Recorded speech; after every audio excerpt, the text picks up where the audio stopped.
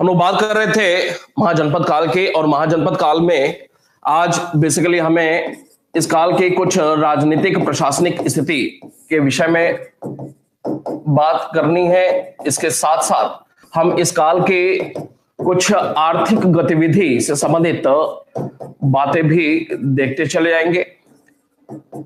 आर्थिक गतिविधि होगी, फिर इसी कड़ी में हम थोड़ा सा नगरीकरण के संदर्भ में भी कि आपको जानकारी होगी कि नगरीकरण का यह दूसरा काल रहा है।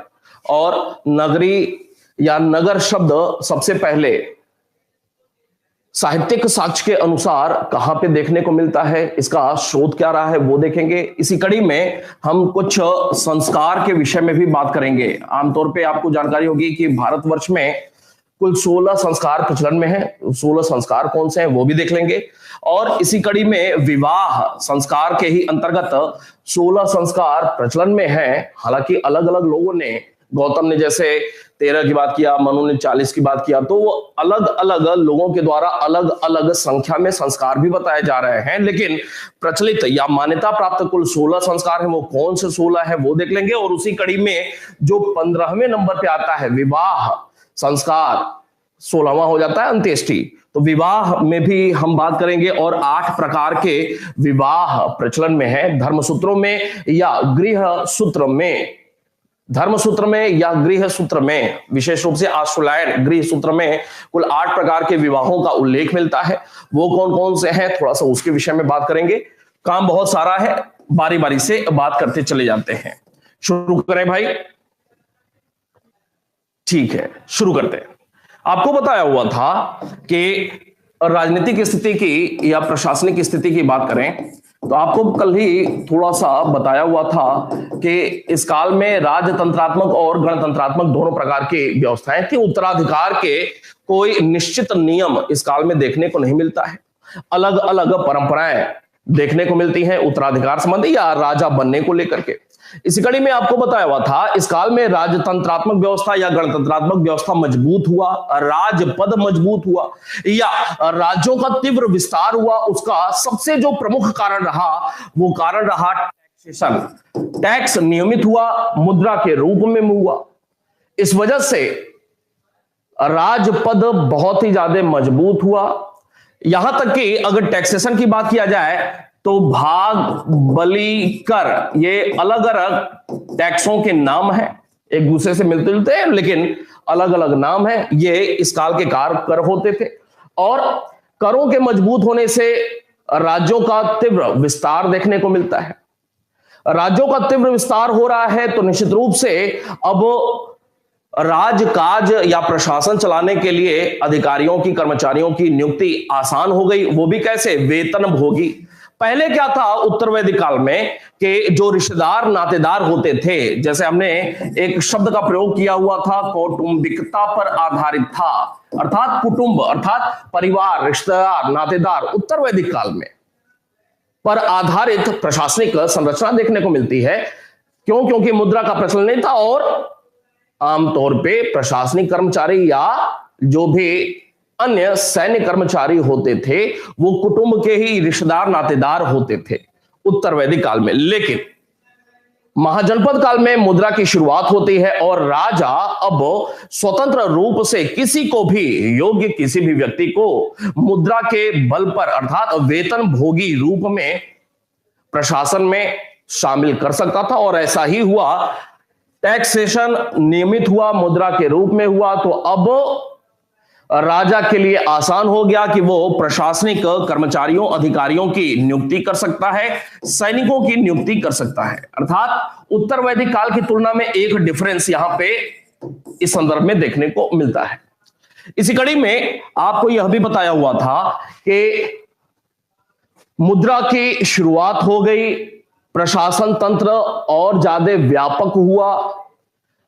अब काम ज्यादा बढ़ रहा है, कामों की अधिकता हो गई, तो इसके लिए अब राजकीय मोहर की शुरुआत होती है। इसके साथ साथ लेखन कला दोबारा से डेवलप होता है और सारे के सारे राजकीय कार्यों को या फिर व्यापारिक कार्यों को लिपिबद्ध किया जाता है, क्योंकि अब काम बहुत ज्यादा बढ़ गया था। अब दिमाग में स्मृति में रख पाना सिर्फ आसान नहीं था, इस वजह से अब लिखने पढ़ने की दोबारा से जरूरत महसूस हुई, प्रशासन के संदर्भ में चाहे व्यापार वाणिज्य के संदर्भ में।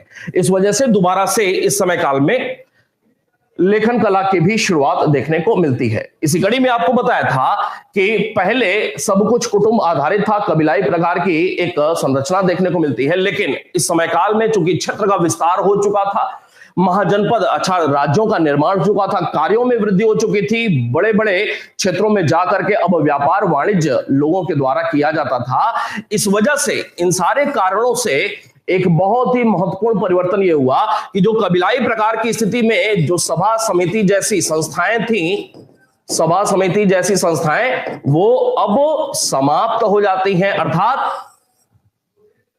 वैदिक काल के कबीलाई संरचना वाली जो भी परंपरागत पद्धतियां थीं वो महाजनपद काल के आरंभ होते होते पूरी तरह से समाप्त हो चुकी थी। वेल एस्टेब्लिश्ड स्टेट्स अर्थात राज्य के निर्माण इस काल में देखने को मिलते हैं महाजनपदों के रूप में, बड़े बड़े क्षेत्रों में फैले हुए। जब बड़े बड़े क्षेत्रों में राज्यों का निर्माण हुआ, गठन हुआ, तो प्रशासन तंत्र की आवश्यकता हुई, मुद्रा की शुरुआत हुई। मुद्रा की शुरुआत हुई तो वेतनभोगी सैनिक या प्रशासनिक कर्मचारी अधिकारियों की नियुक्ति हुई। अब जब प्रशासनिक कर्मचारी अधिकारी हो चुके हैं, सैनिक हो चुके हैं, तो अब पुरातन किसी भी इस प्रकार की संस्था की आवश्यकता नहीं हुई। तो इसी संदर्भ में सभा समिति जैसी संस्थाएं भी विलुप्त हो गई।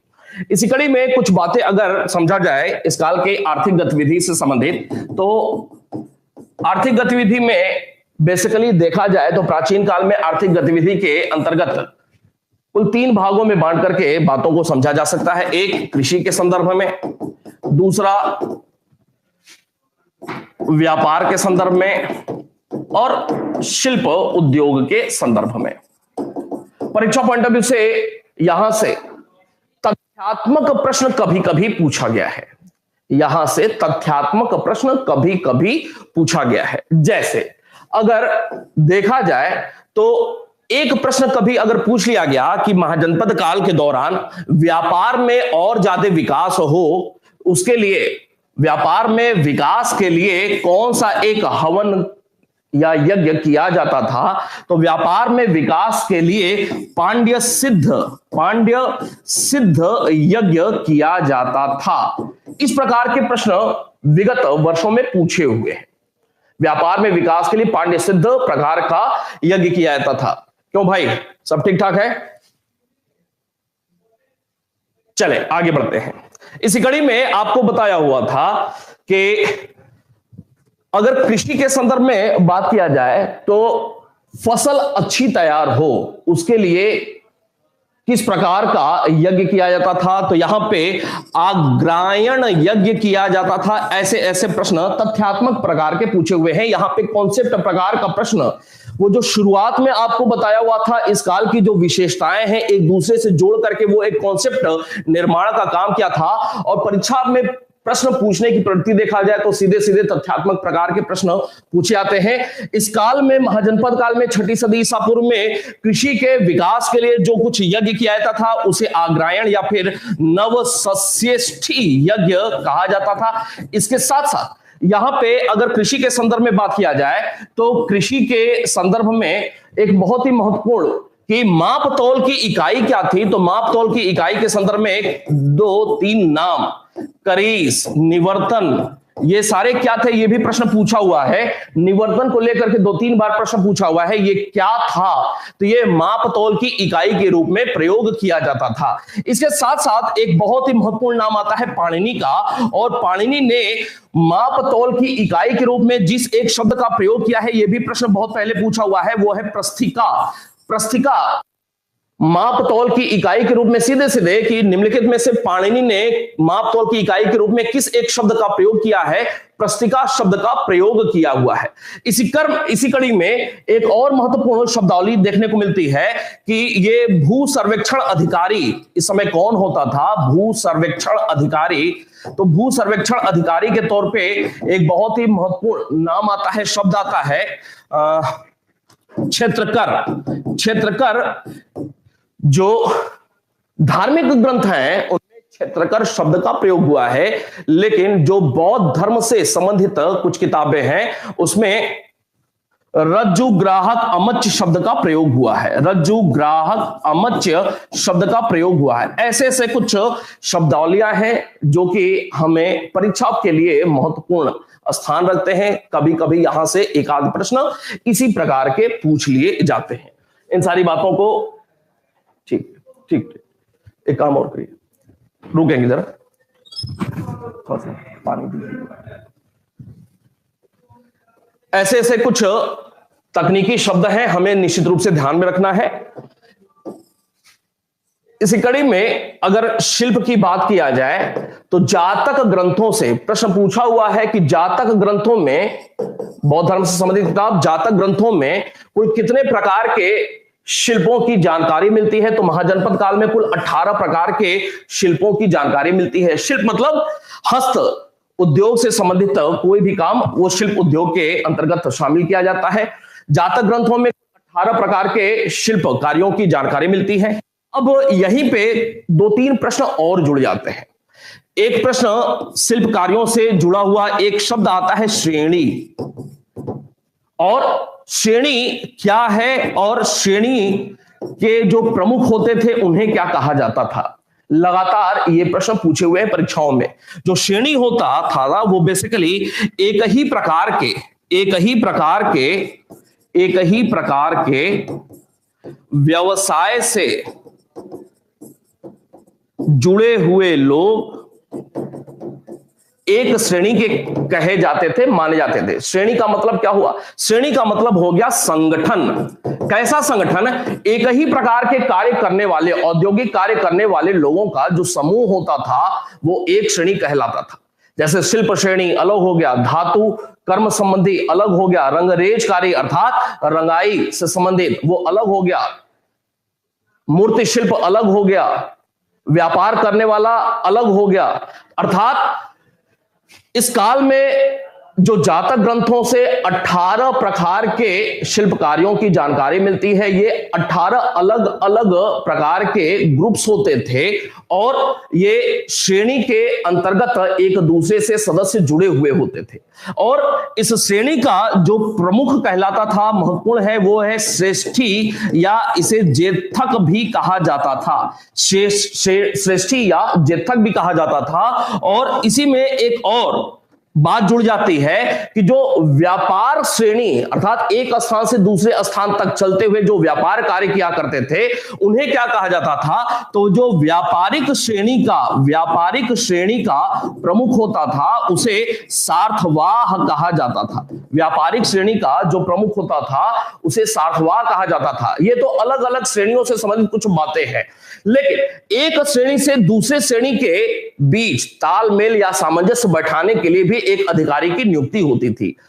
अलग अलग श्रेणियां, एक श्रेणी और दूसरी श्रेणी के बीच तालमेल बैठाने के लिए, एक श्रेणी और दूसरी श्रेणी के बीच सामंजस्य बैठाने के लिए जिस एक अधिकारी की नियुक्ति होती थी उसे भांडागारिक कहा जाता था। भांडागारिक, ये कुछ ऐसे शब्दावलियां हैं, निश्चित रूप से आपको वो सारा कुछ याद होना चाहिए। सीधे सीधे बातें हैं, यहां पे बात बहुत ज्यादा समझने की नहीं है, यहां पे रटाफिकेशन का काम है, याद रहनी चाहिए ये सारी बातें। इसी कड़ी में अगर थोड़ा सा कुछ बात और आगे बढ़ाया जाए तो यहां पे अगर 16 संस्कार की बात किया जाए तो 16 संस्कार के अंतर्गत जो कुछ प्रमुख बातें हैं, पहले तो ये कि संस्कार का अर्थ क्या होता है? तो संस्कार का अर्थ होता है शुद्धिकरण। संस्कार का सीधे सीधे अर्थ होता है शुद्धिकरण। और संस्कार की जो शुरुआत हो रही है तो सबसे पहले हमारी जो प्राचीनतम किताब है ऋग्वेद में किसी प्रकार के संस्कार का उल्लेख नहीं मिलता है। ऋग्वेद में किसी भी प्रकार के संस्कार का उल्लेख नहीं मिलता है, समझिएगा।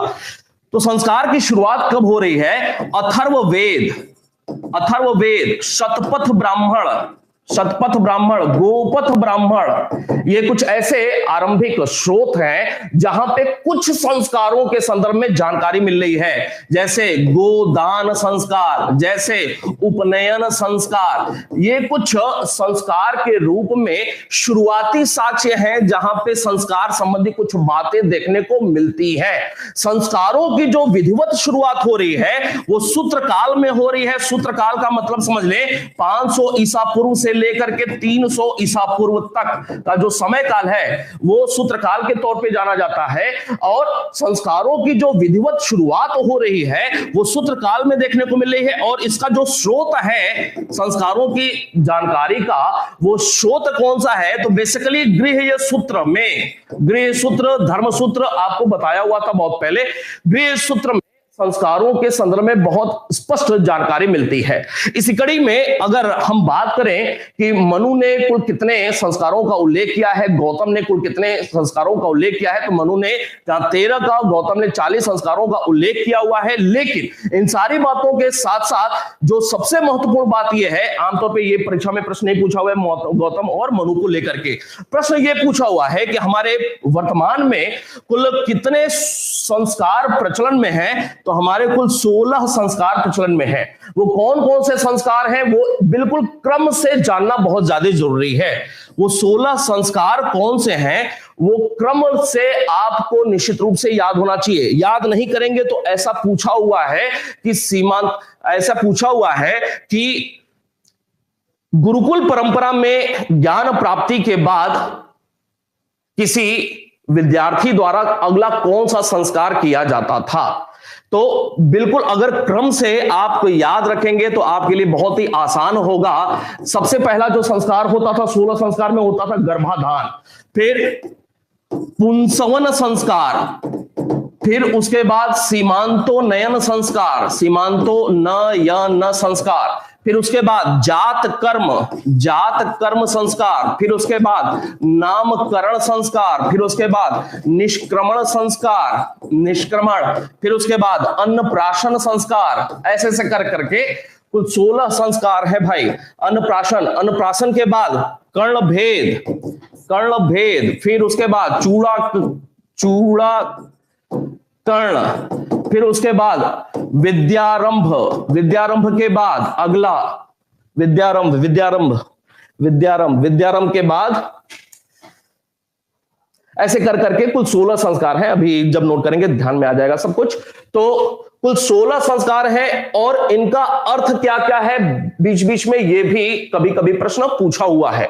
और इसी कड़ी में मान लीजिए अगर पुंसवन का मतलब क्या है, पुंसवन संस्कार में क्या बेसिकली किया जाता है, कब किया जाता है, तो जब ये जो गर्भाधान, पुंसवन और सीमांतोनयन, ये 3 संस्कार हैं। ये 3 संस्कार ऐसे संस्कार हैं किसी बालक के, बालक अर्थात बालक या बालिका, किसी बालक या बालिका के जन्म के पूर्व ही ये तीनों संस्कार किए जाते थे। गर्भाधान, गर्भ में गर्भधारण करना, पुंसवन गर्भधारण होने के बाद पुत्र की ही प्राप्ति हो तो पुत्र प्राप्ति के लिए पुंसवन संस्कार, सीमांतोनयन जो गर्भ में बालक या बालिका है, शिशु है, वो सुरक्षित रहे इस वजह से सीमांतोनयन, अभी तक बालक या बालिका उत्पन्न नहीं हुआ है तो जन्म के पूर्व ये 3 संस्कार किए जाते थे। जन्म के पूर्व ये 3 संस्कार। अब प्रश्न पूछ लीजिएगा, पूछा जा सकता है निम्नलिखित में से कौन सा एक संस्कार जन्म के बाद किया जाता था। अगर क्रम से आपको नहीं याद है तो निश्चित रूप से आपके लिए समस्या पैदा होगा। गर्भाधान, पुंसवन, सीमांतोनयन, ये तीनों के तीनों गर्भ धारण करने के बाद से और शिशु के जन्म होने के पहले तक ये तीनों के तीनों संस्कार किए जाते थे। इसी कड़ी में कर्ण भेद, चूड़ाकरण, विद्यारंभ, फिर उसके बाद केशांत के बाद अगला हो जाएगा वेदारंभ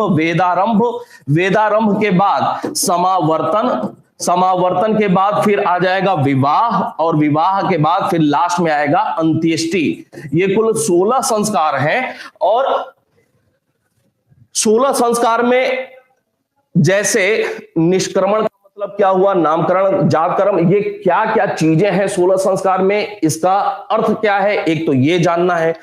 किस किस समय काल में ये सारे संस्कार किए जाते थे। जैसे बालक का जन्म हुआ तो बालक के जन्म के कितने दिन बाद वो निष्क्रमण कर रहा है, अर्थात घर से पहली बार उसको बाहर ले जाया जा रहा है, तो निष्क्रमण संस्कार कितने समय काल, बच्चे के जन्म के कितने समय काल के बाद ये निष्क्रमण संस्कार होता था।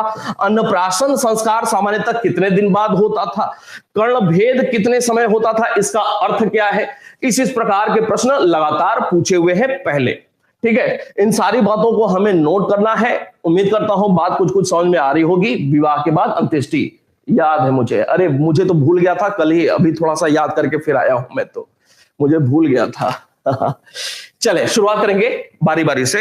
एक हेडिंग डालेंगे, राजनीतिक प्रशासनिक स्थिति। राजनीतिक प्रशासनिक स्थिति।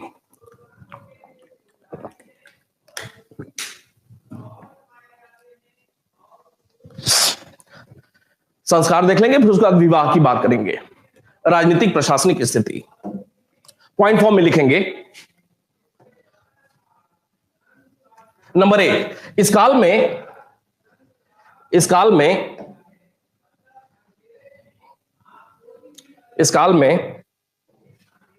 नंबर 1, इस काल में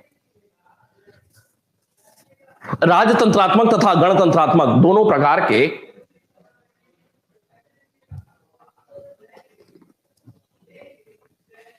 राजतंत्रात्मक तथा गणतंत्रात्मक दोनों प्रकार के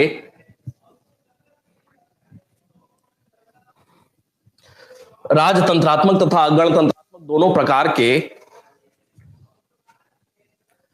राज्यों का अस्तित्व था। नंबर 2,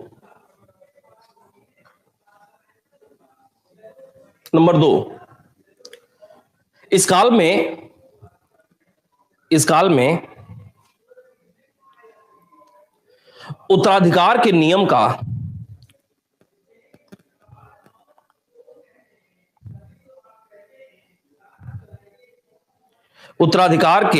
का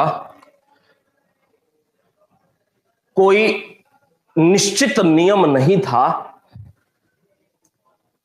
उत्तराधिकार के नियम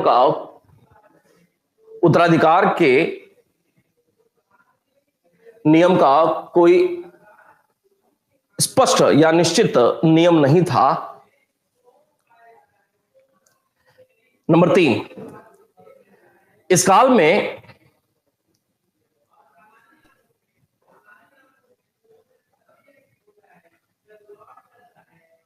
में राजपद मजबूत हुआ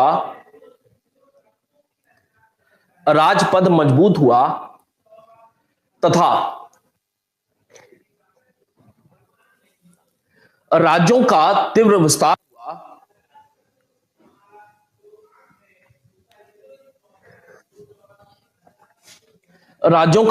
विस्तार हुआ, जिसका सबसे प्रमुख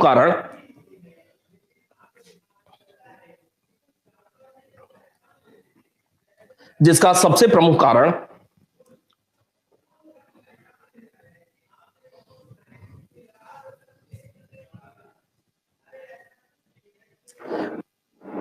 कर प्रणाली का व्यवस्थित होना था।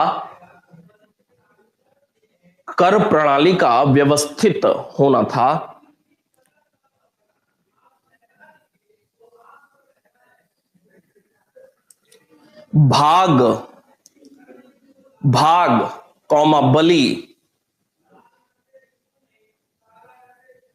तथा कर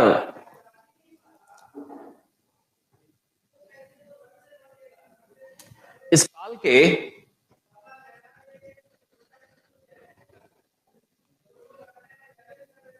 काल के प्रमुख कर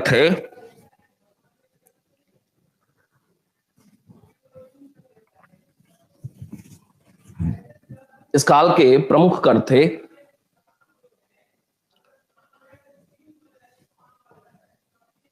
उत्तर वैदिक काल में उत्तर वैदिक काल में जहां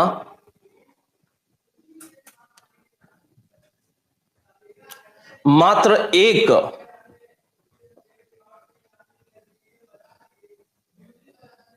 जहां मात्र एक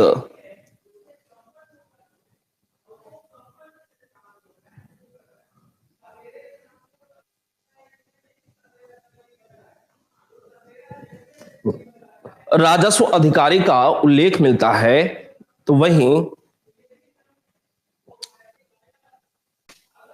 एक राजस्व वसूल अधिकारी की जानकारी थी, तो वहीं इस काल में लगभग आधे दर्जन, जी भागडुग, लगभग आधे दर्जन राजस्व अधिकारियों का उल्लेख मिलता है।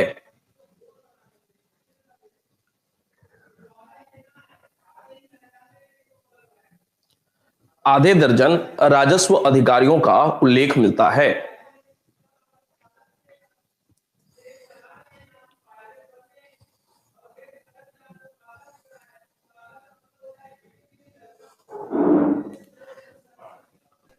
इस काल के कुछ प्रमुख अधिकारी थे डैश, इसी में लिखते जाएंगे। इस काल के कुछ प्रमुख अधिकारी थे डैश।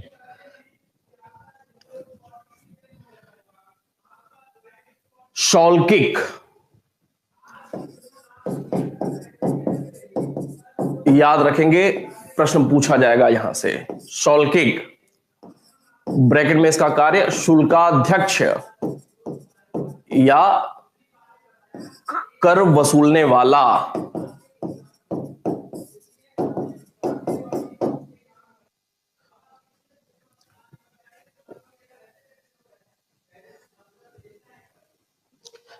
अगला कॉमा देकर के, ब्रैकेट क्लोज, कॉमा, रज्जु ग्राहक। रज्जु ग्राहक, रज्जु मतलब रस्सी, रज्जु ग्राहक, ब्रैकेट में भूमि मापने वाला। भूमि मापने वाला, ब्रैकेट क्लोज।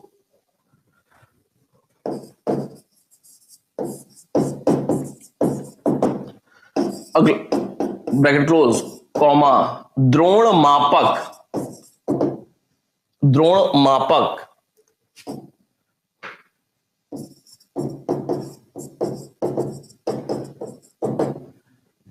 क्या कार्य था? ब्रैकेट में अनाज के तौल का मापन करने वाला।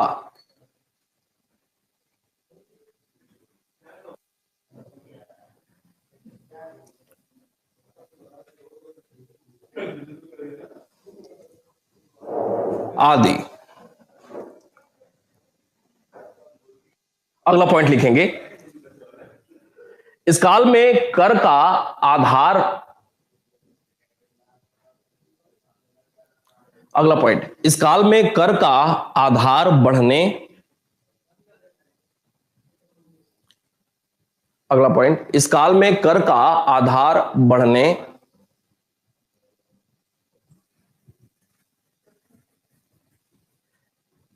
से एक तरफ जहां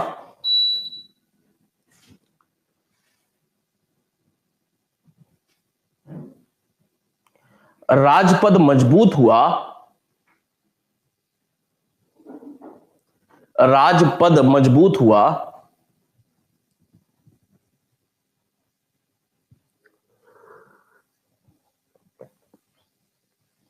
कॉमा, राज्यों का तीव्र विस्तार हुआ, राज्यों का तीव्र विस्तार हुआ, तो वहीं राजपद मजबूत हुआ, राज्यों का तीव्र विस्तार हुआ, तो वहीं भारतीय इतिहास में पहली बार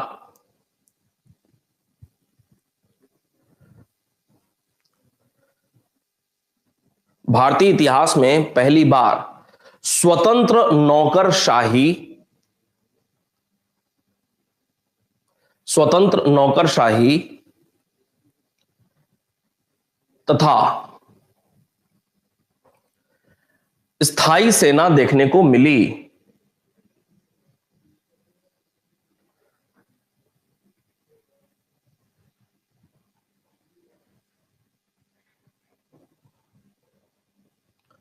इस प्रकार वैदिक कालीन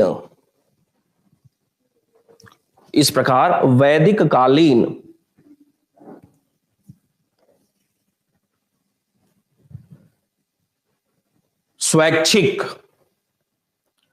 वैदिक कालीन स्वैच्छिक कबायली सेना का स्थान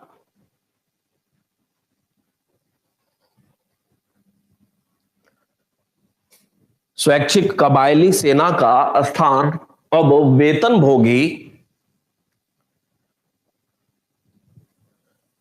वेतनभोगी स्थायी सेना ने ले लिया।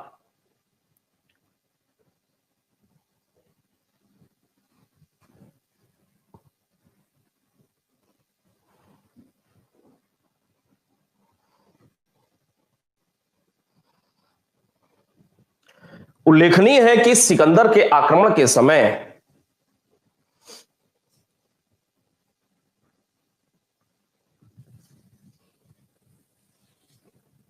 नंद सेना में, अर्थात घनानंद के पास, नंद सेना में लगभग 20,000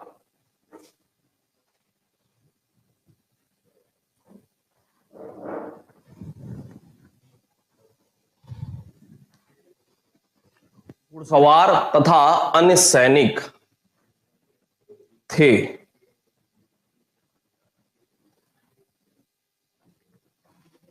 लगभग 20,000 घुड़सवार और अन्य सैनिक थे। अगला पॉइंट, इस काल में, अगला पॉइंट, इस काल में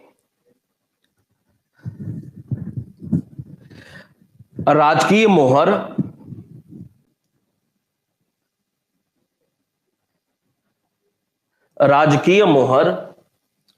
कौमा राजकीय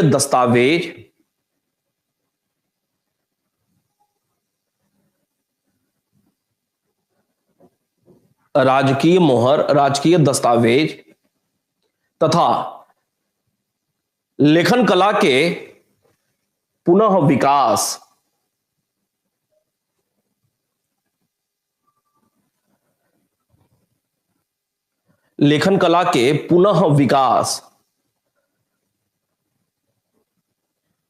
से प्रशासनिक कार्यों में दक्षता आई।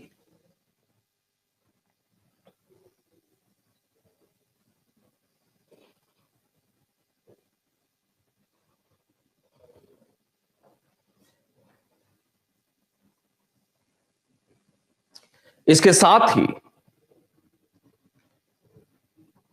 इस काल में ही सर्वप्रथम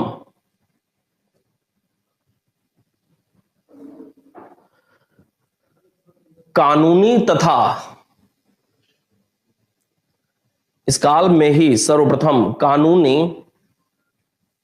तथा न्यायिक व्यवस्था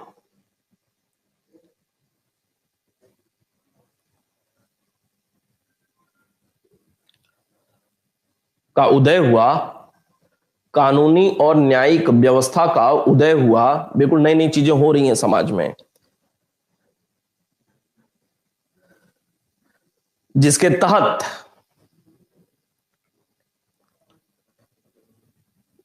तहत शूद्र वर्ण तथा महिलाओं पर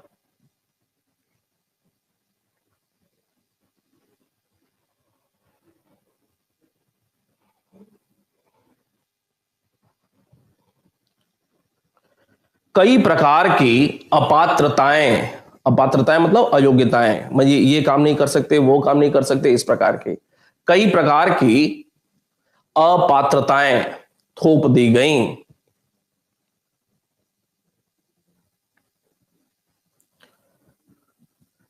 अगला पॉइंट, इस काल में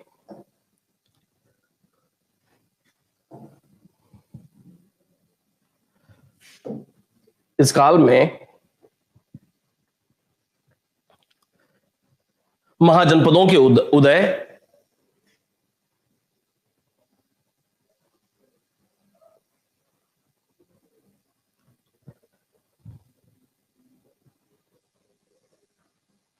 कौमा बड़े बड़े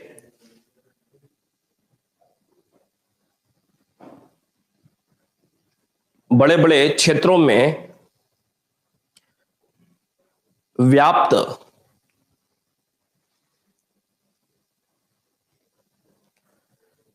स्वतंत्र नौकरशाही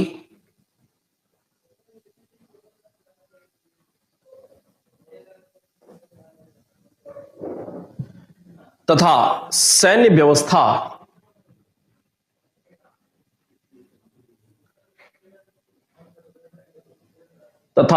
व्यवस्था के उदय से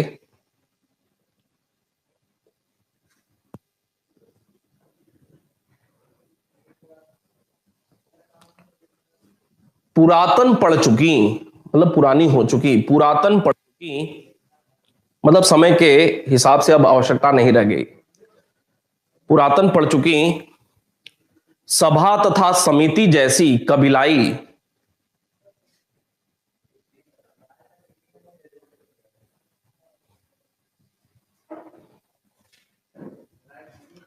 संस्थाओं का महत्व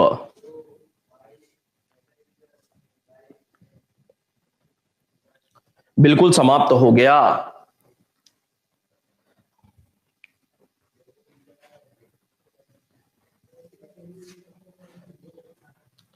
लास्ट एक पॉइंट छूट गया था। इस काल की प्रशासनिक इकाइयां थीं डैश। इस काल की प्रशासनिक इकाइयां थीं ब्रैकेट में ऊपर से नीचे, सबसे ऊपर राज्य अर्थात महाजनपद, फिर द्रोणमुख प्रशासनिक इकाइयां थीं ऊपर से नीचे क्रम ब्रैकेट क्लोज डैश राज्य। आप एक लाइन में लिखेंगे ऐसे, आप ऐसे एक लाइन में लिखेंगे राज्य एरो द्रोणमुख, राज्य से छोटी इकाई द्रोणमुख, छोटी इकाई खरवटिक एरो ग्राम, और एक बॉक्स में कर दीजिए इसको, सबसे छोटी इकाई गांव, सबसे बड़ा महाजनपद, बीच में द्रोणमुख और खरवटिक।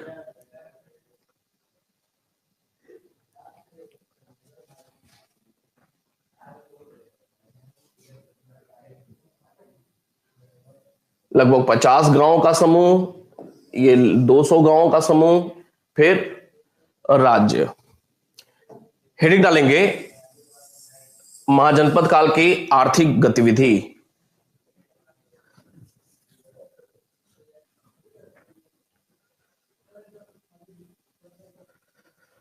चले आर्थिक गतिविधि पॉइंट फॉर्म में लिखेंगे। नंबर 1, इस साल में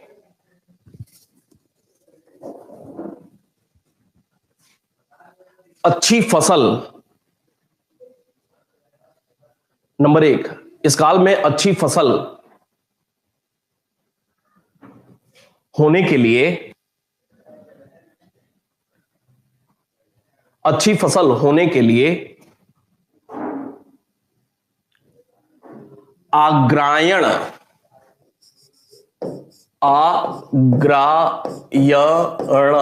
आग्रायण या नवसस्येष्ठि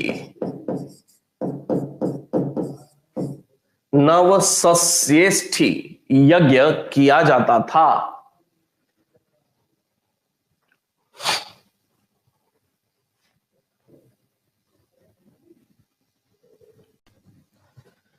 नंबर 2, इस काल में गाय बैल की हत्या करने वाले को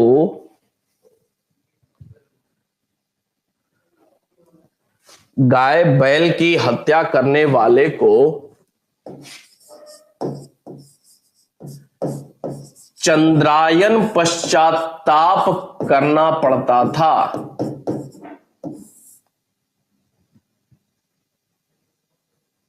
चंद्रायन पश्चाताप करना पड़ता था।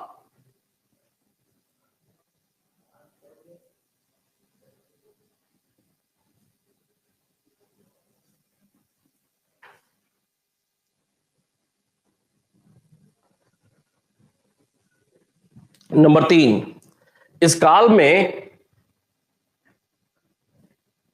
भूमि मापन की इकाई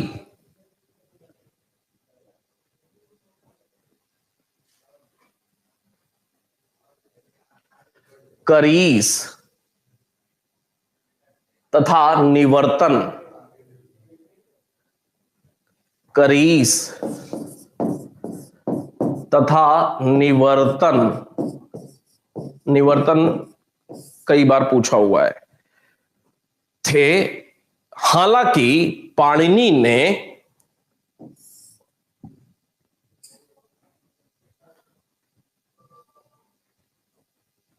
इसके लिए प्रस्थिका शब्द का, पाणिनि ने इसके लिए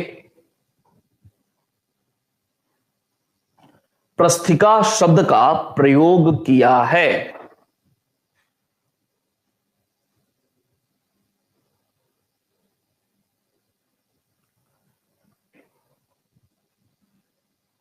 अगला पॉइंट, चौथा, इस काल में भू सर्वेक्षण अधिकारी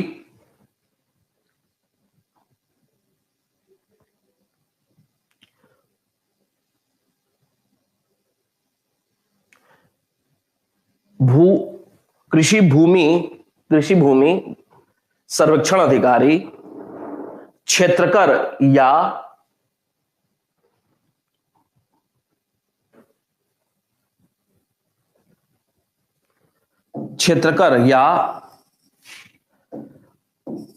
रज्जुग्राहक अमच्य कहा जाता था।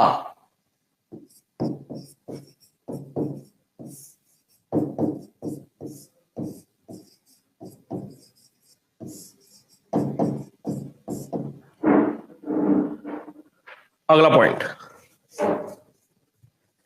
इस काल में निजी भूस्वामी को, जिनकी खुद की जमीन थी राज्य की भूमि से अलग, निजी भूस्वामी को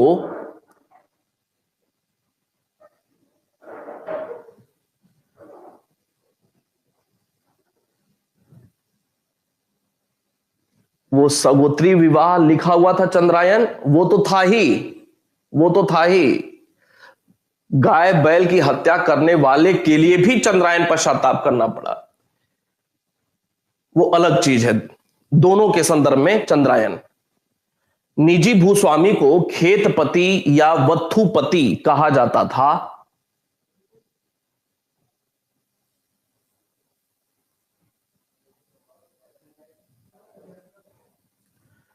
अगला पॉइंट, इस काल में भूमि की खरीद बिक्री, इस काल में भूमि की खरीद बिक्री का प्रचलन आरंभ हुआ।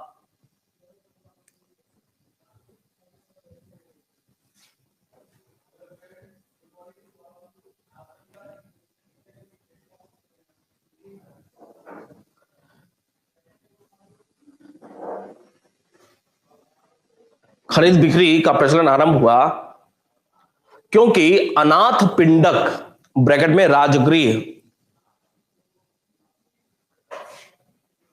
राजगृह का एक व्यापारी, अनाथ पिंडक ब्रैकेट में राजगृह का रहने वाला ब्रैकेट क्लोज, तथा आम्रपाली ब्रैकेट में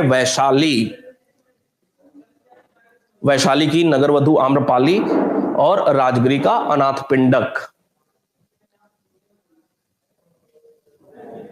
पिंडक ब्रैकेट में राजगृह तथा आम्रपाली ब्रैकेट में वैशाली ब्रैकेट क्लोज ने भूमि दान किया था? बौद्ध संघ को इन्होंने गिफ्ट किया हुआ था भूमि। एक और पॉइंट, इस काल में कृषि कार्यों में, इस काल में कृषि कार्य में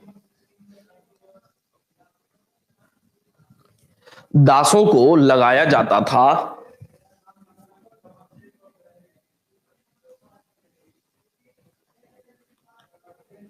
दासों को लगाया जाता था।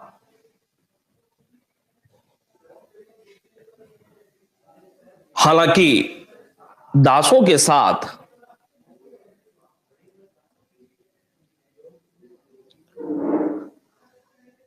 काफी अच्छा व्यवहार किया जाता था।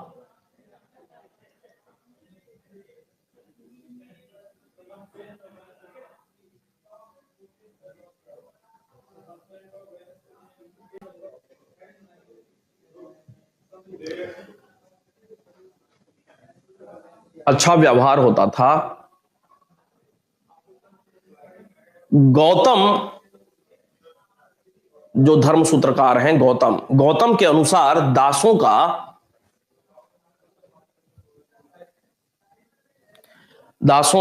का व्यापार मतलब खरीद बिक्री वेशभग कहा जाता था, बाद में बताएंगे इसको, लेकिन दासों का जो खरीद व्यापार होता था, खरीद बिक्री वेशभग कहा जाता था, ये लेकिन अभी लिखने की जरूरत नहीं है।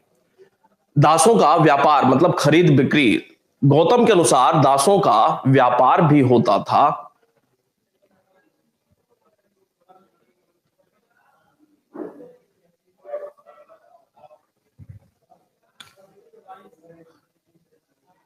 गौतम इसकी जानकारी दे रहे हैं, व्यापार भी होता था।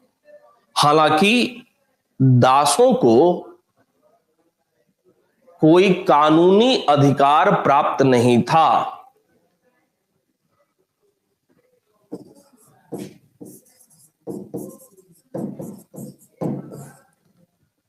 कोई कानूनी अधिकार प्राप्त नहीं था।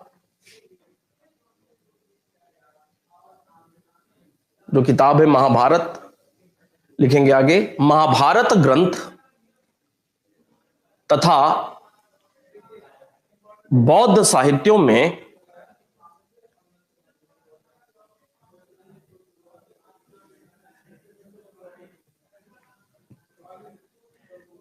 इस काल के महाभारत तथा बौद्ध ग्रंथों में इस काल के 4 प्रकार के, याद रखेंगे महत्वपूर्ण तथ्य है, 4 प्रकार के दासों का उल्लेख हुआ है। वो 4 क्या है महत्वपूर्ण वो नहीं है, 4 प्रकार के, बस ये शब्द याद रखेंगे, 4 प्रकार के दासों का उल्लेख मिलता है।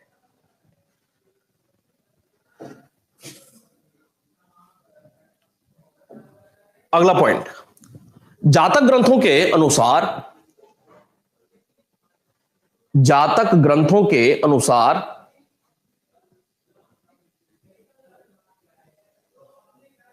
इस काल में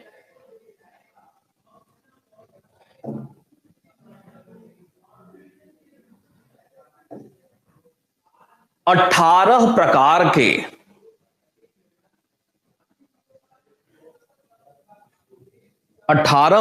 के शिल्प, 18 प्रकार अंडरलाइन के शिल्पों का उल्लेख मिलता है।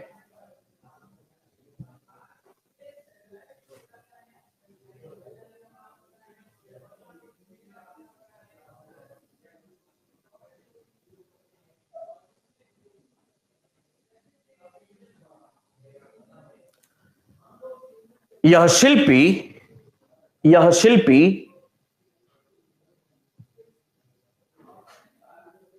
वंशानुगत आधार पर,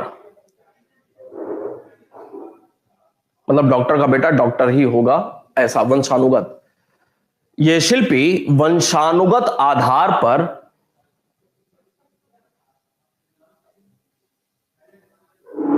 कार्य करते थे।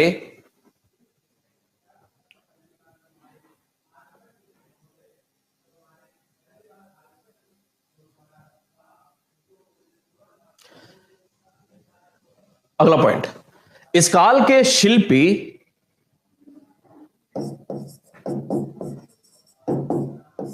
शिल्पी मतलब औद्योगिक कार्य करने वाले, हस्त शिल्प उद्योग वाला, और जो कुछ औद्योगिक वस्तु बना उसको व्यापार करने के लिए व्यापारी दूसरे हो गए, जिन्हें वणिक कहा जाता था। शिल्पी तथा वणिक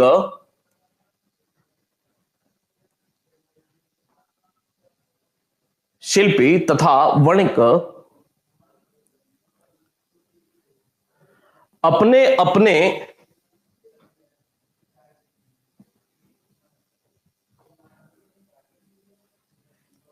संगठन बनाकर अपने अपने संगठन बनाकर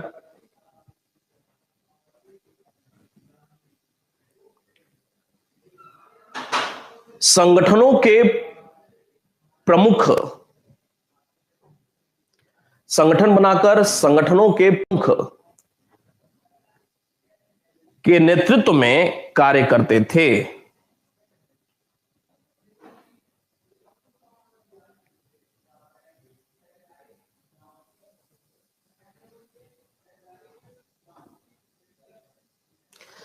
ये संगठन ही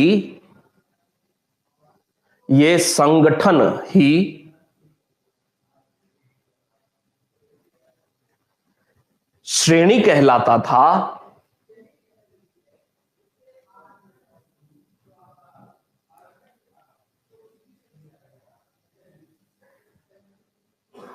श्रेणी कहलाता था जिसका तात्पर्य था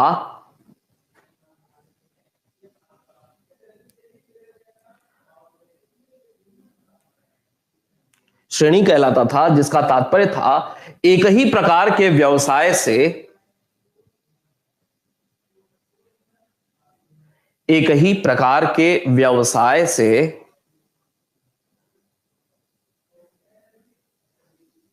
संबंधित लोगों का समूह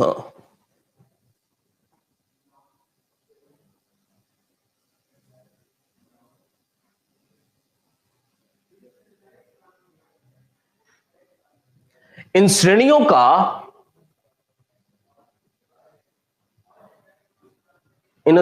का प्रमुख श्रेष्ठी या जेथक कहलाता था।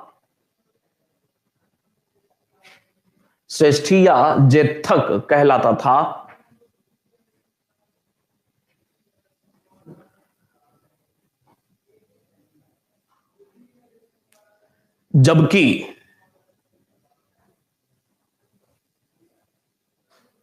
व्यापार कार्य करने वाली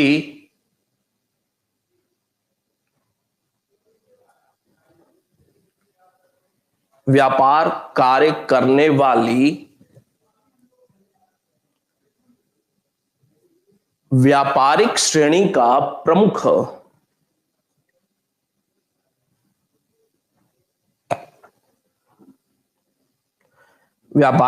का प्रमुख सार्थवाह कहलाता था।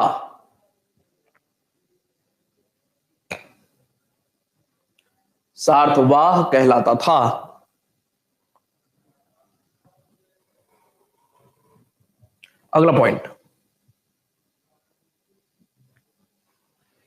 विभिन्न श्रेणियों के बीच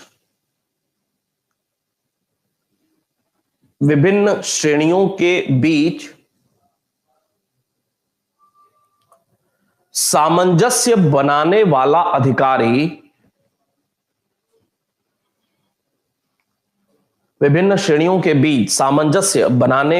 अधिकारी भांडागारिक कहलाता था।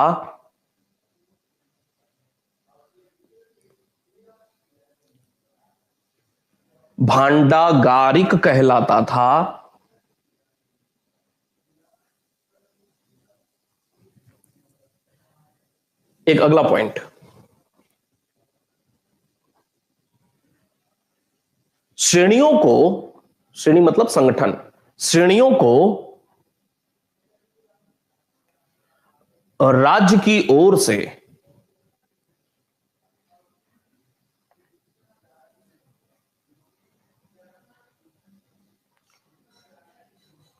श्रेणियों को राज्य की ओर से काफी स्वायत्तता प्राप्त थी,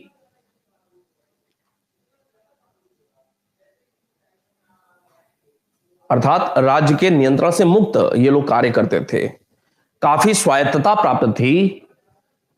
ये श्रेणियां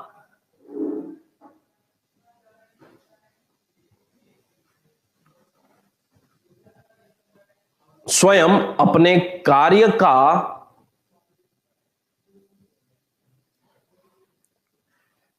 ये श्रेणियां स्वयं अपने कार्य का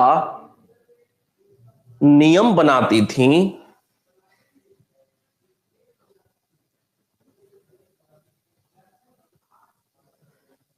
नियम बनाती थीं जिसे श्रेणियों के नियम, जिसे श्रेणी धर्म कहा जाता था, श्रेणियों के द्वारा बनाए गए अपने श्रेणी संबंधित नियम श्रेणी धर्म कहा जाता था, कौमा श्रेणी धर्म कहा जाता था, कौमा ये श्रेणियां अपने वस्तुओं के मूल्य भी निर्धारित करती थीं, अपने वस्तुओं के मूल्य भी निर्धारित करती थीं,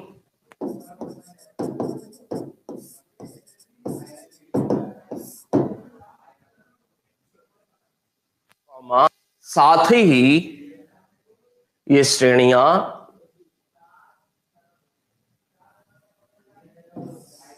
न्यायालयों का भी कार्य करती थीं। महत्वपूर्ण तथ्य है,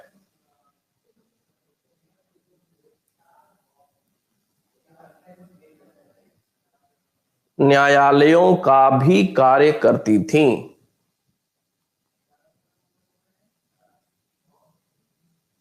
अगर श्रेणियों के द्वारा बनाए गए जो नियम थे, श्रेणी का कोई सदस्य उनको मतलब मानने से इनकार करता था या उसके विरुद्ध कार्य करता था, तो यही श्रेणियां न्यायालय का भी कार्य करती थी। मतलब ये है,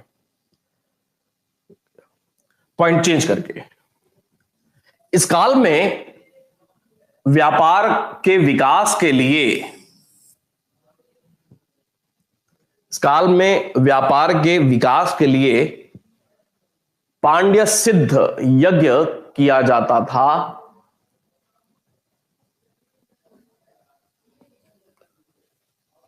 पांड्य सिद्ध यज्ञ किया जाता था।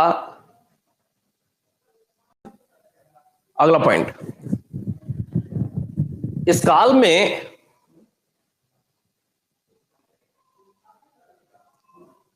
आहत सिक्कों ब्रैकेट में पंचमाग्ड, आहत सिक्कों के प्रचलन से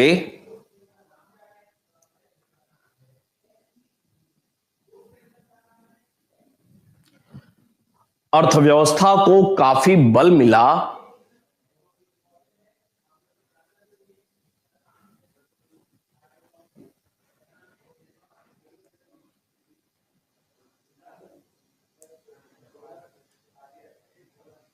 अर्थव्यवस्था को काफी बल मिला। ये आहत सिक्के मुख्यतः चांदी के बने होते थे। ये आहत सिक्के मुख्यतः चांदी के बने होते थे और सामान्यतः चौकोर एवं वृत्ताकार होते थे।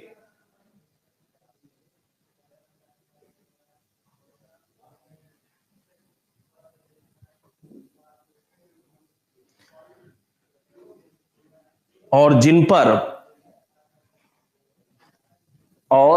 पर पेड़, मछली कॉमा दे दे करके, पेड़, मछली, कॉमा हाथी, कॉमा मोर, कॉमा अर्धचंद्र, आधा चांद, अर्धचंद्र, कॉमा पर्वत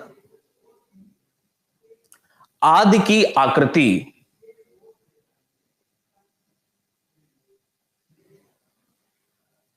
ठप्पा मारकर बनाई जाती थी। चांदी धातु पर ठप्पा मार दिया, इन आकृतियों का ठप्पा मारकर बनाई जाती थी। इन आहत सिक्कों का प्रचलन, इन आहत सिक्कों का प्रचलन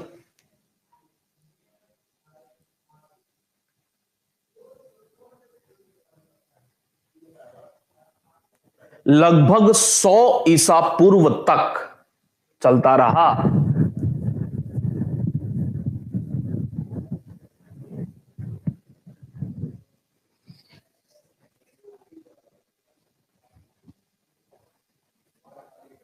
अगला पॉइंट, अगला पॉइंट, इस काल में महाजनपदों के उदय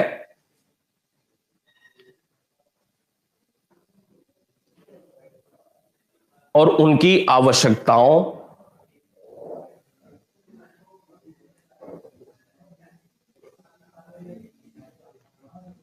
के साथ ही व्यापार वाणिज्य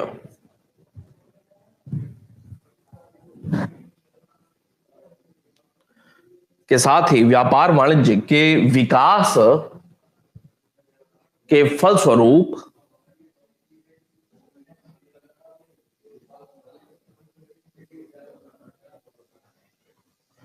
द्वितीय नगरीकरण की स्थिति बनी।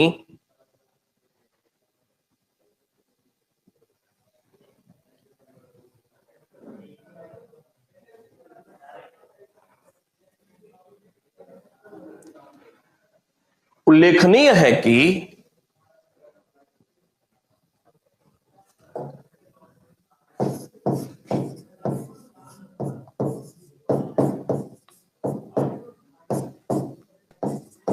तैत्तिरीय आरण्यक में, तैत्तिरीय आरण्यक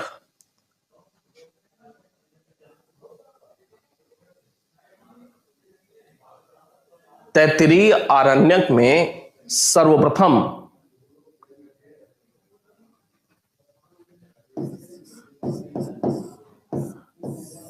नगर शब्द का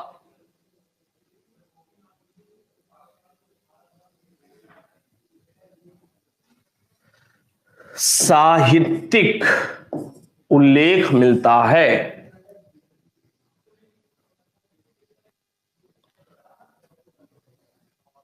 नगर शब्द का सर्वप्रथम साहित्यिक उल्लेख मिलता है तैत्तिरीय आरण्यक में। महाजनपद काल में, इसी में महाजनपद काल में कुल 60 नगरों के,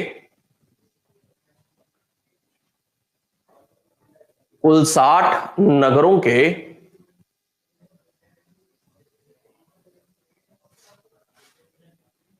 कुल 60 नगरों के अस्तित्व की जानकारी मिलती है, जिनमें से कुल 60 नगरों के अस्तित्व की जानकारी मिलती है, जिनमें से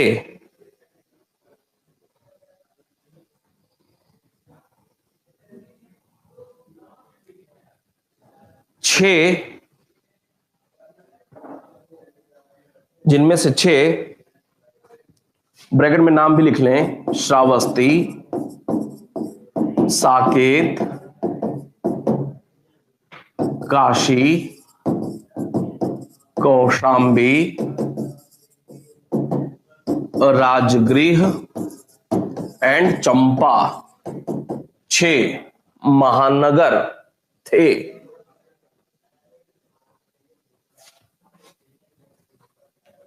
6 महानगर थे।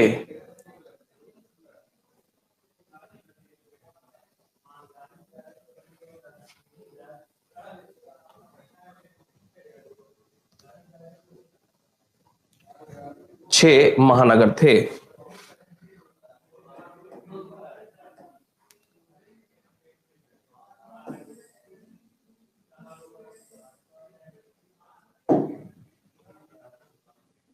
हेडिंग डालेंगे संस्कार। संस्कार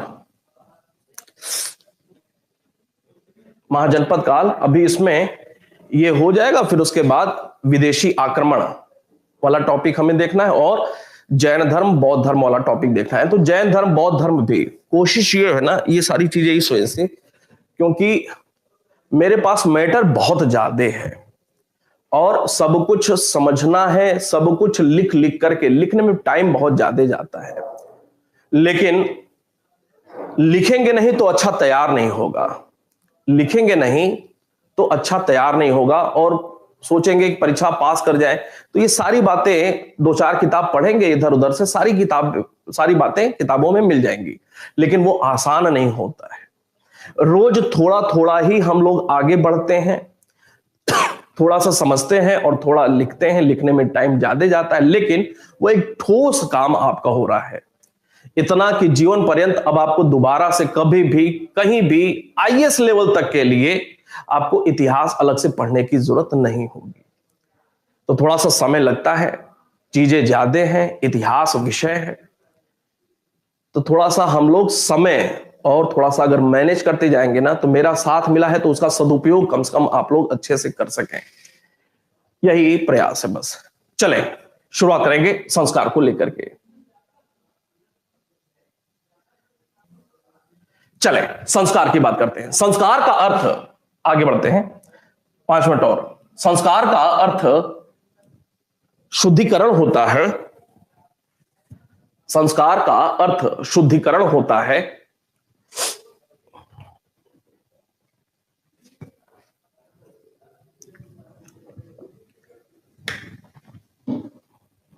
ऋग्वेद में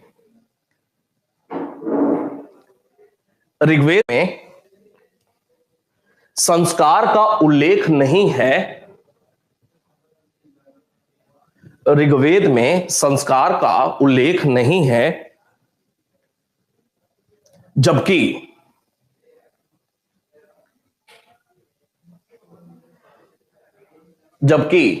अथर्ववेद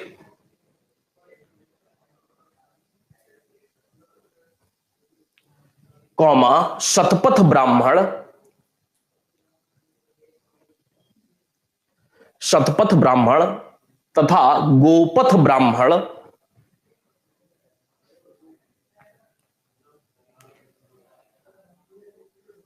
ब्राह्मण में संस्कारों के कुछ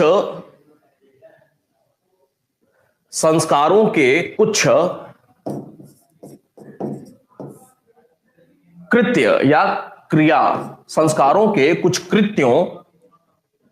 क्रियाओं यथा गोदान तथा उपनयन आदि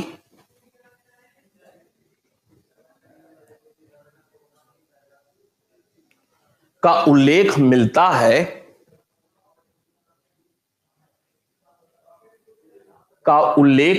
है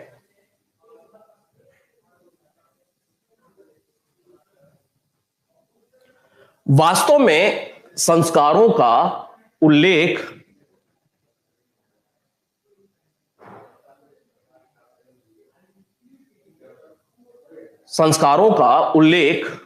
मुख्यतः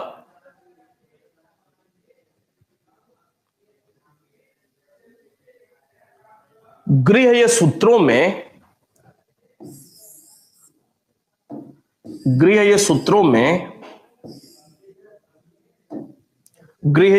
में ब्रैकेट में लिखेंगे सूत्रकाल -500 से 300 ईसा पूर्व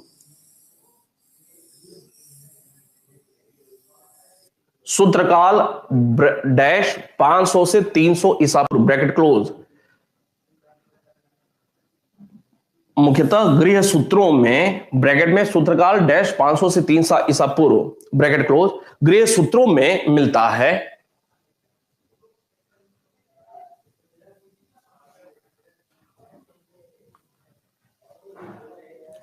यद्यपि ऋषि गौतम ने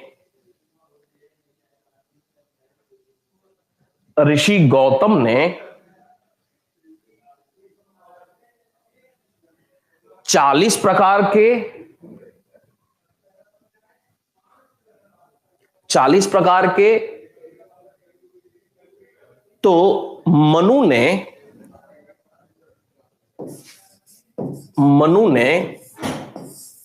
गौतम है सूत्रकाल के, ठीक है, और मनु मौर्योत्तर काल के, काफी बाद के। मनु ने 13 प्रकार के संस्कारों का उल्लेख किया है।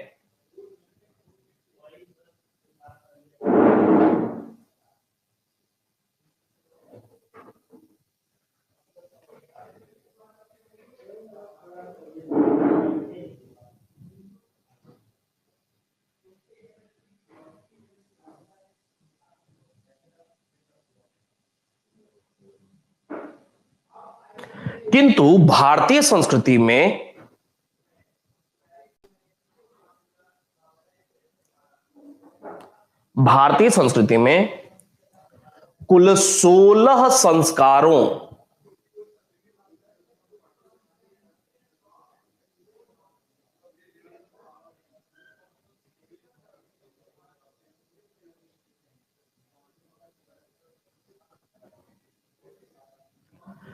की स्वीकृति और महत्ता है। 16 संस्कारों की स्वीकृति और महत्ता है।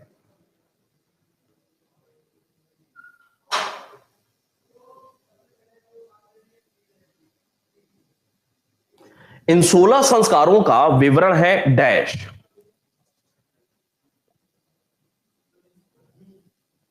इन 16 संस्कारों का विवरण है डैश।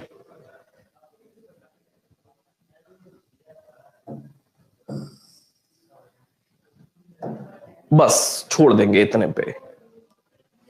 इन 16 संस्कारों का विवरण है डैश।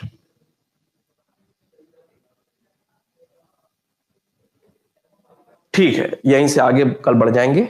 कोई और बात होगी कमेंट सेक्शन में लिखिएगा। मिलते हैं कल फिर। धन्यवाद।